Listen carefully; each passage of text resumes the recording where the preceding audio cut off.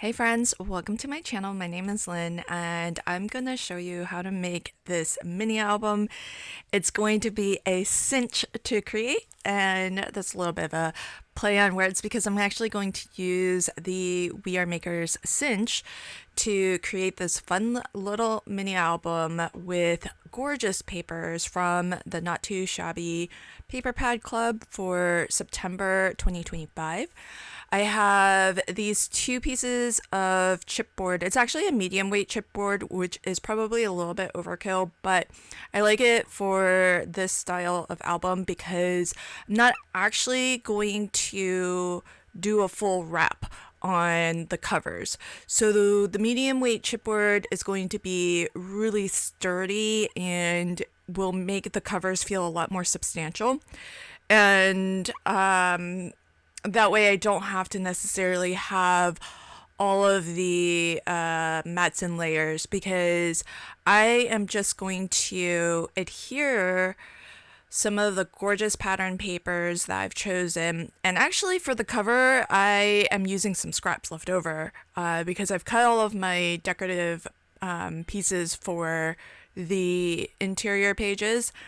And I love these two papers together, even though they are actually from different paper pads. So the floral one is from Boho Autumn, and the caramel color one is from But First Coffee. And I'm just going to trim this excess off, and because the medium weight chipboard does have quite a bit of thickness to it, I can just run my blade right up against that to get a nice clean cut. And I might put a Love from Lizzie pinstripe sticker in between those two pattern papers just to clean up that edge a little bit. But that's it for the decorating. I'm going to do the same for the back as well. I am using a combination of double-sided dry adhesive as close to the outside edges as possible. That way it minimizes lifting, and that's important especially for this style where I'm not wrapping the pattern paper around this chipboard. You definitely don't want to have any lifting at the outer edges where, it's most likely, if it's going to happen, it will most likely happen on those edges. So being able to put some dry adhesive right up against that edge is really great, and it keeps things nice and tidy too, because then I don't have to worry about getting my liquid adhesive all the way to the edge and having it ooze out potentially. So but I still like to use liquid adhesive because that's going to make things nice and permanent. And that's kind of it for the decorating. I am not even going to decorate the inside of this because it's I don't mind the black showing, to be honest. If it were the more craft color chipboard, then I might be a little bit more inclined to cover it, but I think black does look very finished still. And whereas I kind of feel like the craft color chipboard still looks a little bit unfinished. I guess it just depends on how the rest of your project looks. So actually, in this case, it might have been okay because I'm actually using craft color cardstock as my page bases, and I'm mixing in between that some gray. This is more of a warm gray, which I think works really nicely because the Boho Autumn paper pad has a lot of these warm tones, like these warm tans and caramel colors mixed in with these warm gray tones. So I thought it would be nice to have a little bit of a mix between the two. And these pages I'm going to turn into pocket pages, and so I've cut them to 9.5 inches wide, and I scored it in half at 4 3/4 of an inch. And these are actually the full 6 inches tall. So that way I can sort of maximize the pattern papers that I'm using since they are 6x6. And to create the pocket, I just put some dry adhesive tape at the bottom, but I did run a bead, like a very thin bead of liquid adhesive right on top of that glue line.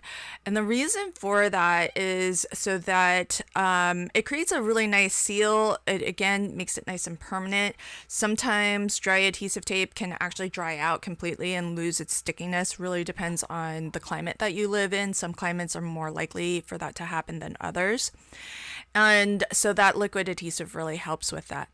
Now for the pages, I am going to mark the center point along the opposite edge where I'm going to punch my holes. So this is 6 inches tall. So I'm going to put a little pencil mark at the 3-inch line. And I've pulled out my cinch. This is the full size cinch. And I have blue tape here to mark the center. There's a centering arrow on the cinch, and I just kind of put a piece of cardstock and then extended that line and marked it off with some washi tape.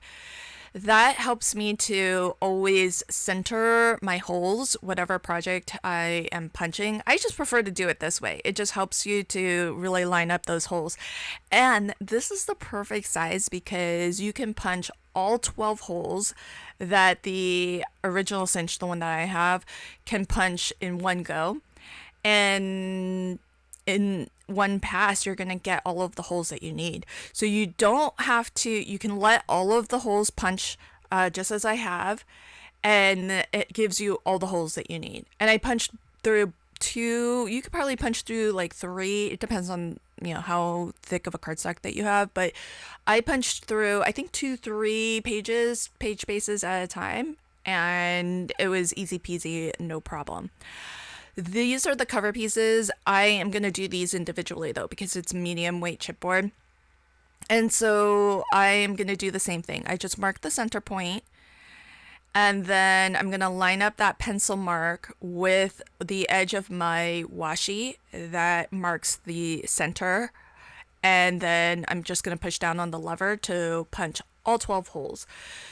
And the cinch is really great because it is designed so that when you are pulling the lever down, there's 12 hole punches that get punched, but they are staggered. And that's why it's minimal effort to actually punch through thicker materials or larger stacks of materials, because all of the punches aren't hitting the paper at the same time. So it does kind of minimize the amount of strength and effort that you have to put in.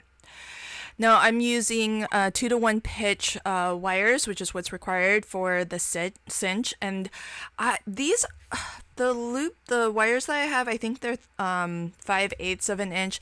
I thought very briefly if I should use my half or even my 1-inch wires, like the diameter of it. I should have gone up a size because my album actually gets kind of a little bit bulky by the time I'm done with it. And I'm not 100% done with it even yet.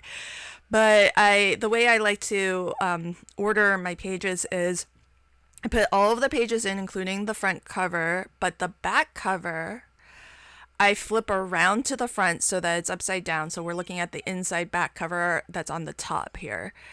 And then you bring it around to the back of the cinch. Make sure that you set the dial to the right thickness for the loops that you have. And then you pull down, and that's it. It cinches the 2 open ends closed. And if you cinch it in the order that I've done, then it actually hides the seam of where the wires come together.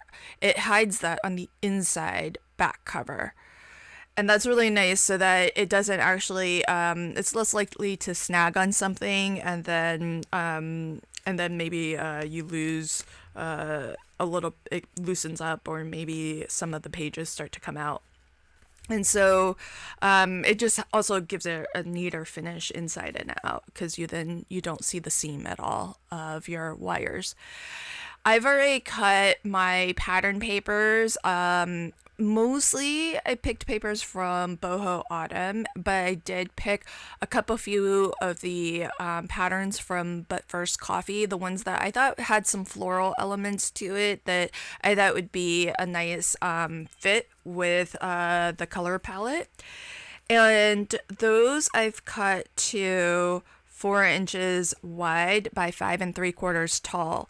And what I'm doing when I adhere this is I'm leaving an equal border along the bottom, the outside edge, whichever side that happens to be depending on where the coil is, but the edge that's opposite the coil, opposite the binding or the spine. and the top. So equal border on top, bottom, and the outside edge.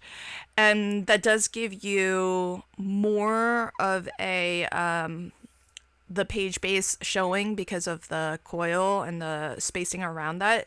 It kind of, leaves about half an inch there.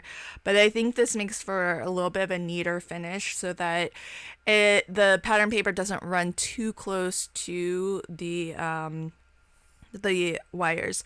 Now, if you wanted, you could go a little bit wider on this, but I kind of like the 4-inch wide because it leaves me 2-inch wide strips, which I think are really easy to craft with to make some cards with later. So with this set, I might make maybe, this is definitely going to be a gift that I give to somebody. But I thought maybe I could also make them a set of note cards maybe to go with it, with the leftover pattern papers. We'll see. So I mentioned at the beginning that these are pocket pages, and one of the things that I like to do with pocket pages is I like to put maybe a little photo mat on the inside, but I didn't want to have to punch like a thumb notch in order for you to grab the photo mat out of the pocket. So instead, I'm going to make these tabs to attach onto the photo mat, and these are going to stick up outside of each of the pocket pages, and you'll grab these tabs.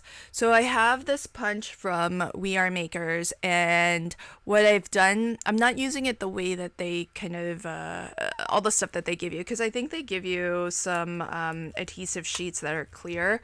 This is how I'm choosing to use these instead. So what I've done is I put 3 lines of, this is about 1/4 inch double-sided adhesive tape. So I put 3 lines of this 1/4 inch adhesive tape that is going to run the width of my tab. And if you space this, so you're using the same size tape I'm using, I left about like a 1/16 of an inch, just like a small gap in between each. And the goal of this is to get adhesive at the bottommost edge and at the topmost edge. If it's not like 100% coverage of your little tab, not the end of the world. But what I like to do is look at the punch and just try to line it up so that the bottom, and the top, it's clipping off a little bit of that double-sided adhesive. That way you have adhesive all the way to those longer edges at the top and bottom. And so one of these will be on the front and the other will be on the back. That way it's nice and finished from both sides, and it also makes these kind of reversible too.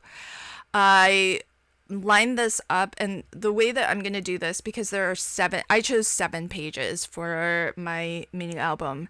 And so what I'm going to do is like a leftmost, a rightmost, and then a middle tab.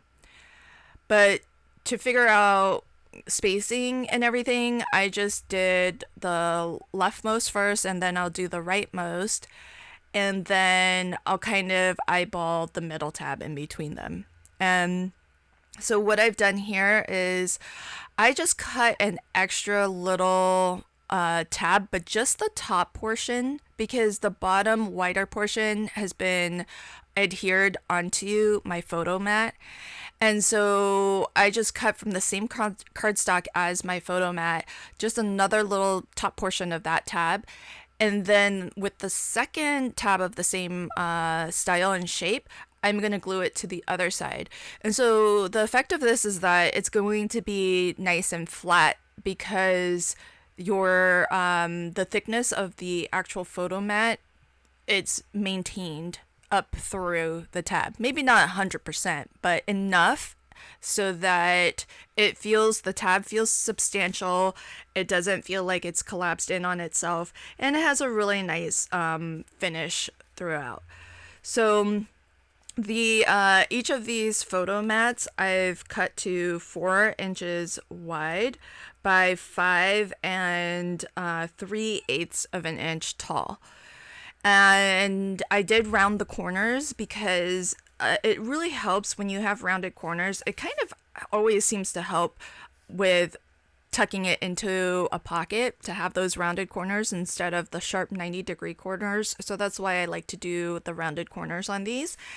And cutting it to 5 3/8 of an inch is tall, is a good height to where it's still the entire photo mat can fit inside the pocket without being visible, and it's just the little tab that I'm adding here that is visible outside of the pocket. And so that's what makes it easy to grab. So when I load these in, I'm gonna load them, left, middle, and right, and then I'll just repeat the pattern. But you can see that it makes it really easy to kind of grab onto those and just flip to the page that you want.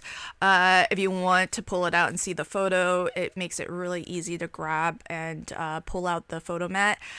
And that's your basic mini album. It's super easy to put together. I chose not to decorate that last page, but I might still. We'll see. And you could. This is just the beginning, so you could definitely decorate it some more. Add some tuck spots. Put some ephemera in here. Make some pockets even, or add some photo mats to the page bases themselves. I like to keep albums pretty plain so that whoever gets this can just stick their photo in and maximize the space and visibility of the photos that they choose to put in here. So I might add maybe a photo mat with some photo corners, but I love how this turned out. I love the colors and the patterns, and it's just a really lovely quick album to put together. So I hope that you enjoyed this. I'm going to leave links to everything in the description box below. Thank you for checking out my video, and until next time, happy crafting and have a fabulous day. Bye.